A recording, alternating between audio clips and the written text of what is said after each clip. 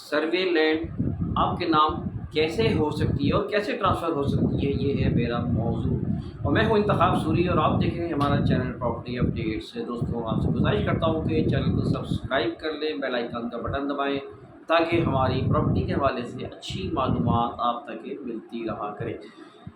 دوستوں، آپ کو یاد ہوگا کہ ہم نے ایک ویڈیو آپ پچھلی تھی، اس میں آپ کو بتایا تھا کہ آپ کو زمینیں جو ہے نا کون کون سی، اس کے طریقہ کار کیا ہیں ٹرانسفر کے۔ ہم نے آپ کو بتایا تھا کہ زمینیں جو ہے نا 4 طرح کی زمینیں بتائی تھیں جو ٹرانسفر ہوتی ہیں۔ ایک وہ زمین جو کہ کے ڈی اے کے انڈر میں آتی ہیں، جو کہ شہر کے اندر ہوتی ہیں، اس کے بارے میں نے تھوڑا سا بتایا تھا۔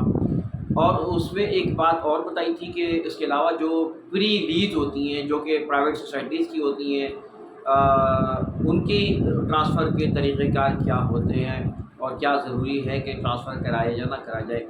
اگر آپ نے ابھی تک ویڈیو نہیں دیکھی تو وہ دیکھ لیں آپ، اور پھر اس کے بعد کوٹ آباد کے بارے میں اور 30 سالہ زمینوں کے بارے میں، ناقلاں زمینوں کے بارے میں بھی میں نے آپ کو ٹرانسفر بتایا تھا۔ سروے لینڈ کا ذکر کیا تھا، لیکن سروے لینڈ کے لیے ظاہر تھوڑا الگ وقت چاہیے تھا کیونکہ یہ ٹیکنیکل اور تھوڑا سا دوسرے قسم کا کیس ہے۔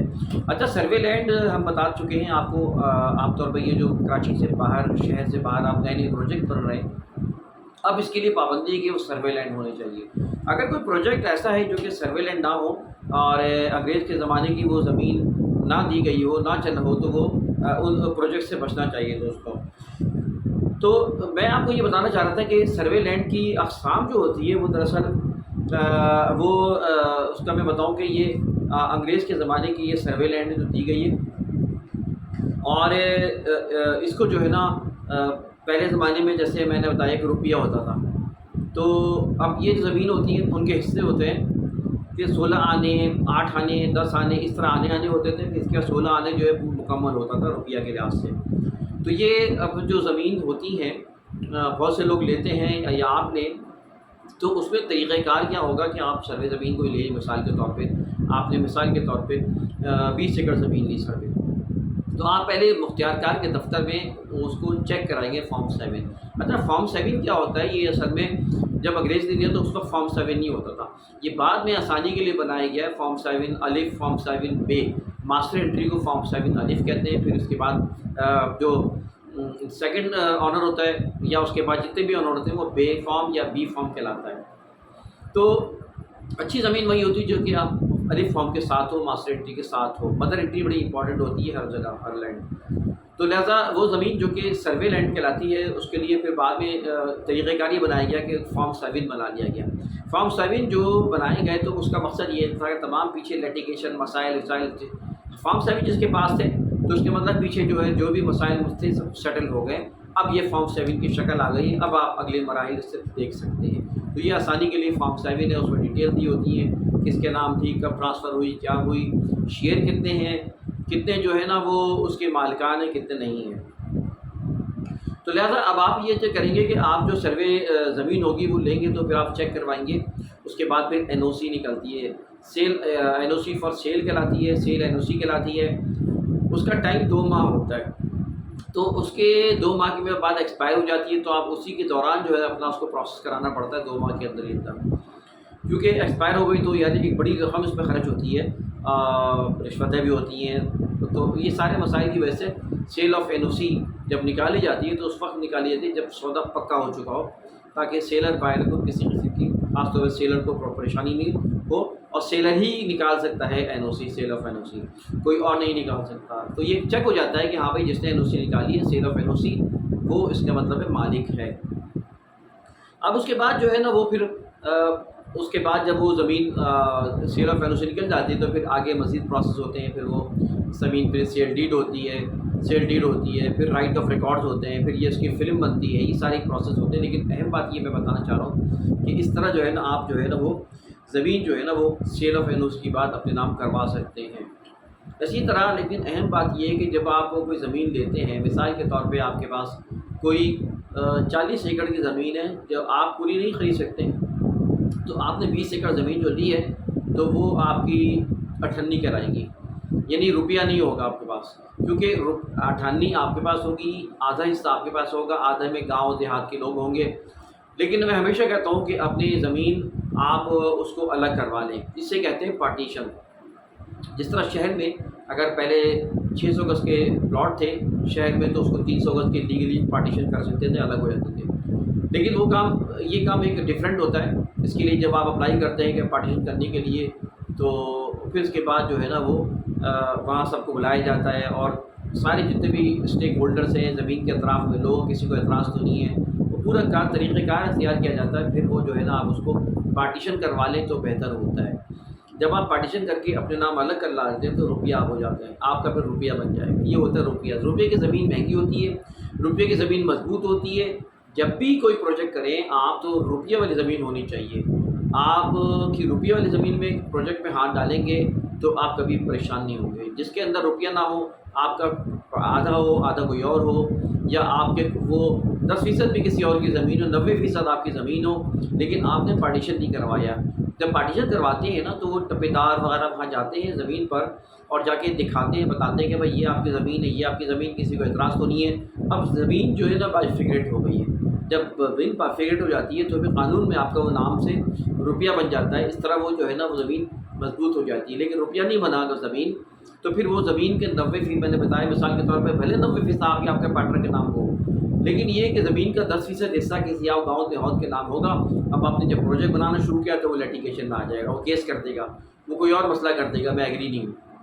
اب آپ کا پروجیکٹ چلتا رہے گا، زمین آپ کے قبضے میں رہے گی، لیکن آپ مسائل کا شکار رہیں گے۔ زمین آپ کی لیٹیگیشن میں چلی جائے گی اور آپ زمین پر مضبوط قبضہ نہیں کر سکتے، نہ آپ اس کو پروجیکٹ کو آگے بڑھا سکتے، اس لیے کہ جہاں پہ وہ آپ جائیں گے آپ کو وہ کورٹ کے ذریعے آبجیکشن لگا دے گا۔ یعنی وہ کہے گا کہ بھائی یہ زمین تو 10% میری ہے، یہ جو 90% بیٹھا ہوا ہے یہ غلط بیٹھا ہوا ہے، وہ کہیں کبھی کلیم کر سکتا ہے، تو اس طرح وہ آپ پھنس جائیں گے۔ تو لہٰذا ہمیشہ زمین اپنے نام کروا لیں۔ اچھا بہت سے لوگ سیل ڈیڈ کروا لیتے ہیں لیکن موٹیشن نہیں کرواتے، تو موٹیشن بھی کروا لینا بہتر ہوتا ہے، مسائل اس میں آ سکتے ہیں، یعنی اپنے نام مزید ٹرانسفر کروا لیں۔ تو زمین جو ہے نا جب آپ لے لیں تو اس کو جو ہے نا آپ روپیہ کر لیں اور مکمل، یعنی کوئی اس کا حصے دار کوئی جو نہ ہو، اور باقاعدہ جو زمین وہ کی جاتی ہے، مخصوص کی جاتی ہے تو وہ ہونی چاہیے۔ پھر اس کے بعد جو ہے نا وہ ڈیمارکیشن ہے، گٹھوت ہے، گٹھوت ہوتی ہے یعنی زمین اگر بڑھ رہی ہے کم ہو رہی ہے تو گٹھوت کہلاتی ہے، سروے زمینوں کے اوپر گٹھوت فارم بنتا ہے، گٹھوت۔ تو اس طرح وہ سارے پروسیس ہوتے ہیں کہ سروے زمین جو ہے نا وہ پھر آپ کے نام جو ہے نا وہ اچھا اب پھر اس کے بعد جو ہے نا سیل ڈیڈ بھی کرائیں، اور ساتھ ساتھ پھر اس کے بعد دوسرے پروسیس رجسٹری کے پروسیس ہوتے ہیں، آپ کے ریکارڈ بن جاتے ہیں، بورڈ آف ریونیو میں جاتے ہیں، وہاں سے پھر آپ کی جو ہے نا وہ رائٹ آف ریکارڈ کہلاتا ہے کہ فلم میں چلے جاتے ہیں، تو اس کے بعد وہ زمین اور مضبوط ہو جاتی ہے۔ پھر وہ آگے چل کے شیئر رجسٹری آپ کی زمین رجسٹری ہو جاتی ہے، آپ کے نام ہو جاتی ہے اور آپ مکمل مالک بن جاتے ہیں۔ تو لہٰذا بہتر یہ ہے کہ آپ اس کو پورے پروسیس کروائیں اور زمین جو ہے اپنے نام ٹرانسفر کروا لیں تو یہ بہتر ہوتی ہے۔ لیکن زمین کا میں نے بتایا کہ جو پارٹیشن ہوتا ہے وہ بڑا اہم ہوتا ہے، اور زمین کے پارٹیشن کے بغیر آپ جو ہے نا سارے پروسیس نہیں کروا سکتے۔ تو یہ سروے زمین، اچھا جب آپ چیک کروانے کا طریقہ بتا دوں میں، ویسے میری ویڈیوز میں موجود ہے سروے زمین۔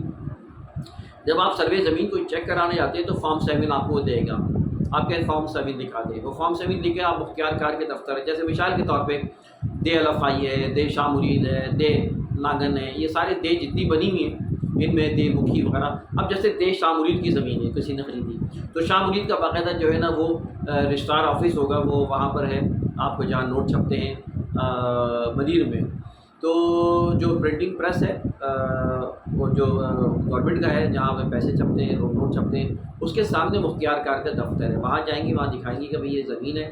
عام طور پہ وہ دھوکہ نہیں دیتے، وہ بتا دیتے ہیں کہ ہاں بھائی زمین صحیح ہے یا غلط ہے، کس کے نام ہے، مالک کا نام بتا دیں گے، آپ خود تو پوچھ لیں، سروے نمبر دکھا دیں تو وہ بتا دیں گے آپ کو۔